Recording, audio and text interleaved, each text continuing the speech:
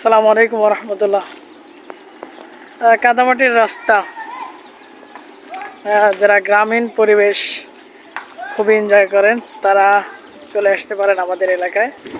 আমি এখন যে রাস্তা দিয়ে হাঁটতেছি প্রচণ্ড কাদা, পাশে নদী, এবং এই নদী দিয়ে কিন্তু নৌকাও চলাচল করে। তো একটা কবির জন্য এই জায়গাটুকুই যথেষ্ট।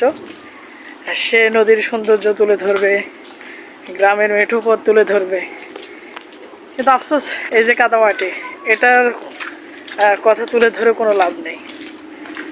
এটা শুধু গল্পের পাতায় এবং পদ্য আর গদ্যেই ভালো মানায়। বাস্তব জীবনে এই জীবনটুকু কেউই চায় না। আমরা অভ্যস্ত, যার কারণে কাদামাটির সাথে সংগ্রাম করে আমাদের জীবন অতিবাহিত করতে হয়। এই যে নৌকা দেখছেন, নৌকা যাচ্ছে।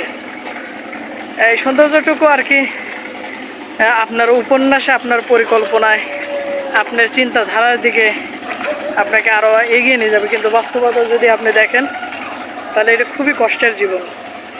চলাচল করা যায় না, বাচ্চারা স্কুলে যেতে পারে না, সময় মতো স্কুলে পৌঁছাতে পারে না, ছোটো বাচ্চারা মক্তবে যাবে সেটাও সম্ভব না, শুধু এই কাদামাটির রাস্তার জন্য।